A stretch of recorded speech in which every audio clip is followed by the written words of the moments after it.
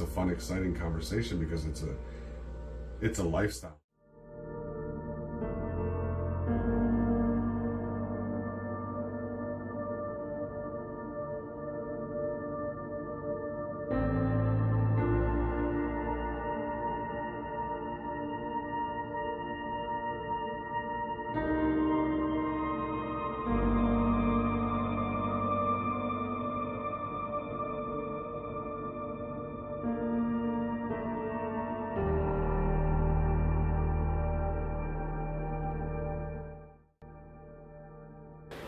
Food sovereignty is important because it allows you to define what you're eating. So, it's a conversation that I really got involved with in my work here, but even a little bit before that, about food security and food sovereignty. And so food security is just your ability to make sure that you have something to eat. The sovereignty part is defining that you get to define what you want to eat, and so it's not predefined for you. It's allowing you to define what you have access to. And so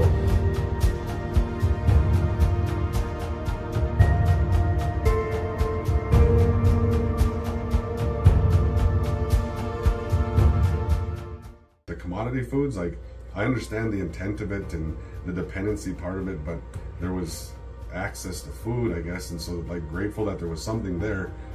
But then you kind of get to the point of education. You're like, well, I acknowledge and I'm grateful that we had access to food, but it's time that we educate ourselves about how we're going to have access to better food and better health.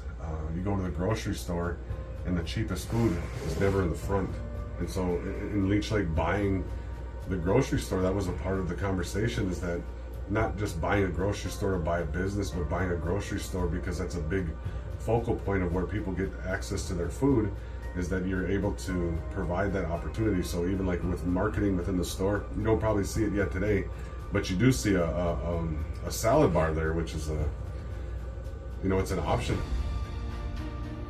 Generational change and access to education information for families is important. So initiatives like you guys are doing, talking about it, talking about healthy foods, talking about healthy eating, talking about changing the way we eat within our house, it changes lifestyles.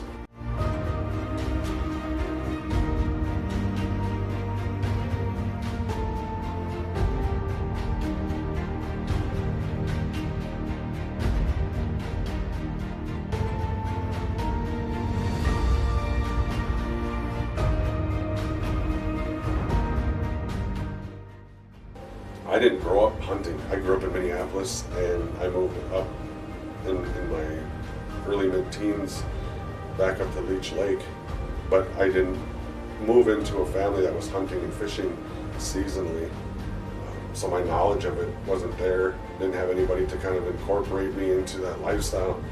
My mom met her husband about 24, 23 years ago, and he lived that lifestyle, and that was our entry point into how we were hunting and fishing, eating duck meat, eating goose, wild rice, fish, deer. I talk to my kids about the medicines that we choose to go out and we go pick in the woods. Who's eating those medicines? The deer are eating the medicine in the woods, and so the deer are absorbing that, and the medicine's getting into the deer and into their fibers and into their body. And so when you consume deer meat, you're actually eating. It's a form of access of those medicines in the woods. And not just like because you got to go out and you got to go harvest your own deer, but it's actually a part of like putting medicine back into your body. Lifespan conversation, health versus health span. So your lifespan is like how long you're going to live, but your health span is like how long you're going to be healthy and for how long. And so what do you do to promote that? Physical health and eating well.